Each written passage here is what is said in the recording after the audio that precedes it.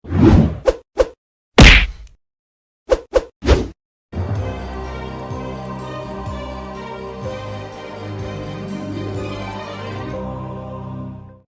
zaman dahulu, di wilayah Pematang, ditumbuhi dengan pepohonan yang lebat dan rindang. Ada juga sebuah telaga kecil yang tidak begitu dalam.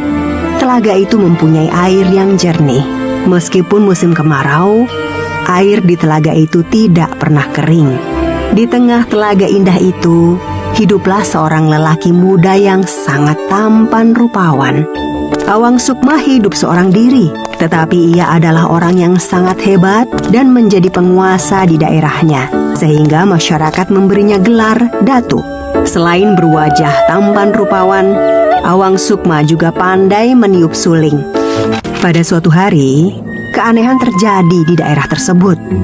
Tiba-tiba tidak ada satupun burung atau serangga yang mendekati bunga limau yang sedang merekah. Mengapa ya? Kenapa burung-burung itu tidak mau mendekat? Awang Sukma pun mencoba mendekati bunga limau. Apa beracun ya? Jadi si burung tidak mau lagi menghampirinya. Awang Sukma tidak ambil pusing. Ia bersandar di bawah pohon limau dan memainkan sulingnya dengan nada-nada yang indah. Awang Sukma tertidur sangat nyenyak. Kemudian, tiba-tiba ia dikejutkan dengan suara hiruk-pikuk kepakan sayap. Dengan segera Awang Sukma bangun dari tidurnya dan mengusap matanya. Ternyata itu adalah suara kepakan sayap 7 bidadari yang turun dari kayangan. Awang Sukma pun mengintip para putri yang sedang bermain air di telaga. Wah, mereka cantik sekali. Kemudian Awang Sukma mengintip selendang mereka yang tadi digunakan untuk turun dari kayangan dan nantinya digunakan untuk kembali ke sana. Tanpa sepengetahuan mereka, salah satu selendangnya diambil oleh Awang Sukma dan dimasukkan ke dalam bumbung. Ayo kita segera pulang ke kayangan sebelum hari semakin gelap. Satu persatu bidadari itu mengambil dan memakai selendangnya. Di mana selendangku? Kak, apakah kalian melihatnya? Di mana kau meletakkannya? Kami tidak melihat selendangmu. Seluruh bidadari itu panik, sementara Awang Sukma terkekeh di balik pohon besar. Maaf ya Dik, kita harus meninggalkannya ke kayangan. Karena merasa sangat sedih, ia terus menangis dan badannya tidak berdaya. Melihat hal itu, Awang Sukma segera keluar dari tempat persembunyiannya. Tuan Putri, mengapa kau menangis? Aku kehilangan selendangku, jadi aku tidak bisa kembali ke kayangan. Untuk sementara tinggallah bersama hamba. Sang putri bungsu tidak punya alasan untuk menolak. Akhirnya ia pun setuju untuk tinggal sementara dengan Awang Sukma. Awang Sukma terpana dengan kecantikan putri bungsu ini.